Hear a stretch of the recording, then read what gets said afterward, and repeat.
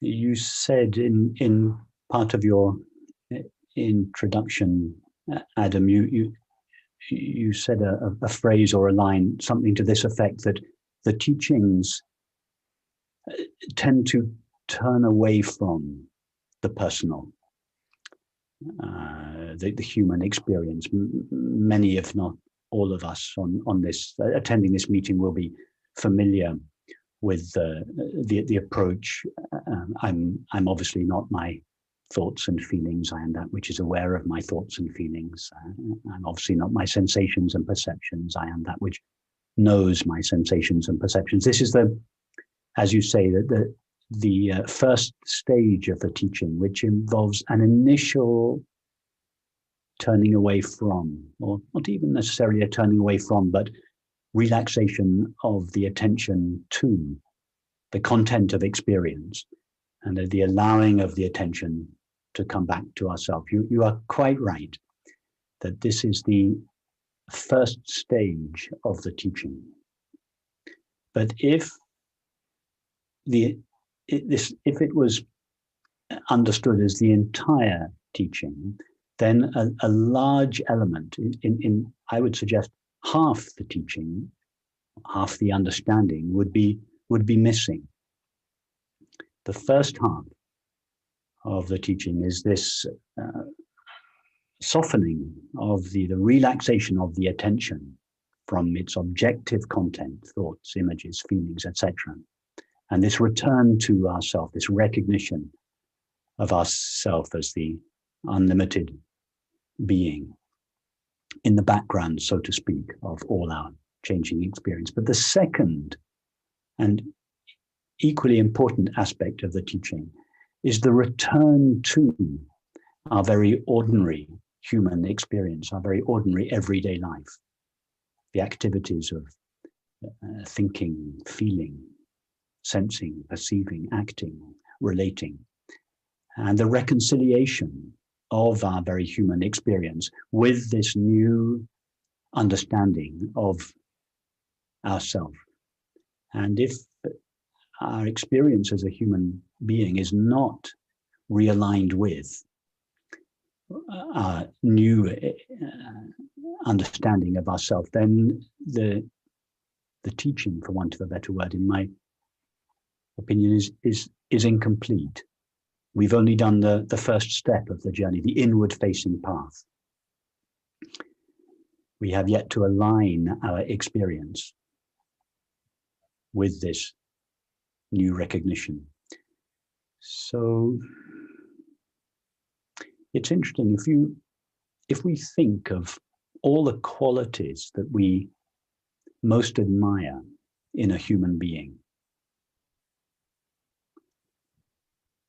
kindness, tolerance, compassion, humility, empathy, all these qualities, they are all qualities that, although we may not necessarily recognize it as such, are expressions of our essential nature in our very human experience. So, and all the qualities that we least admire in a human being, cruelty, unkindness, lack of tolerance, injustice, etc., are all qualities that come from the belief and feeling, I am a temporary, finite, separate self. So I would suggest that there was a very profound connection between this recognition of our essential nature or being and the way we lead our life. After all, our lives, the way we think, feel, act, perceive, relate, they revolve around ourself. It is always I who am thinking, I who am feeling, I who am related to you, who am doing such and such. It is always I, ourself, our being is at the very heart of our experience. And this is true of all 7 billion of us, all 7 billion of us feel that ourself, myself, lies at the very heart of our experience, and therefore our understanding of ourself is the most important element of our experience, because everything we do, we do on behalf of ourselves. So hence this importance on the recognition of ourself, the recognition that, for instance, well, I would suggest two essential recognitions that have a profound impact on our lives, because I know I want to stay close to your question about the impact of this understanding on our lives. And I would suggest that the entire spiritual, philosophical, religious tradition of the last 2,500 years can be distilled into two essential formulations, both of which are critical, essential for the way we lead our life. And the first is the recognition that the nature of our being is happiness. If this is recognized, it brings our search for happiness in the world to an end. We realize that happiness cannot be delivered via objective experience. In fact, I would suggest that everybody without exception who is attending this SAND conference this weekend is attending precisely because, to a greater or lesser extent, their search for happiness or fulfillment in objective experience, in activities, relationships, etc., has failed. And it is a result of that we begin this exploration into the nature of ourself, which is the source of happiness. Now, if we discover that the nature of our being is happiness, we cease expecting objects, activities, substances, and in particular people, to provide happiness for us. And as a result, we relieve our friends, and this is particularly pertinent for anyone in a long-term relationship, we relieve our intimate partners of the impossible task or demand of producing happiness for us. Why do most intimate relationships fail?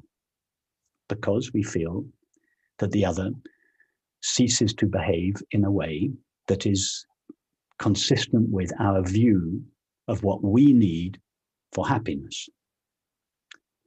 So this understanding, this first understanding, that the understanding that happiness is the nature of our being, has a profound impact on our relationships, be they ordinary friendships or intimate relationships. We cease expecting the world, and in particular other people, to produce happiness for us. To expect another person to produce happiness for us is a recipe for misery.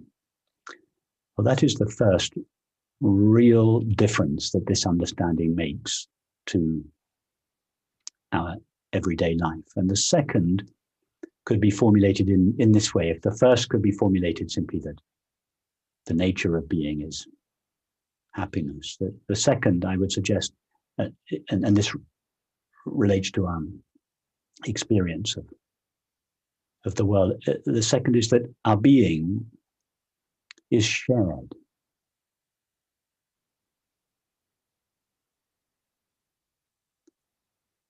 That everyone and everything shares their being. Imagine what kind of a world we would live in if everybody understood and felt that their being was not similar to, but identical with the being of all other people, all animals, and all things.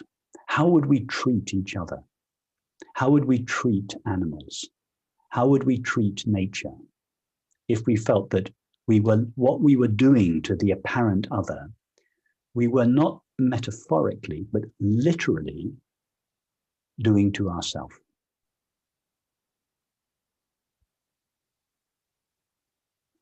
So if one feels that, if one not only understands, but feels that one shares one's being with everyone and everything with whom one comes in contact, and one lives that the implications of this understanding to the best of one's ability, it transforms one's relationship with people, with animals, and with the world. I would suggest that these two understandings, one, the nature of being is happiness, and two, our being is shared, are the only understanding that is necessary to lead a sane, happy, dignified, loving life. It would be this understanding, these two understandings would be the foundation of a truly civilized society. No other understanding would be required. So I hope that gives you a sense of how I feel that this perennial understanding, which I have formulated in these two statements, has a very immediate, profound, and tangible effect in our lives.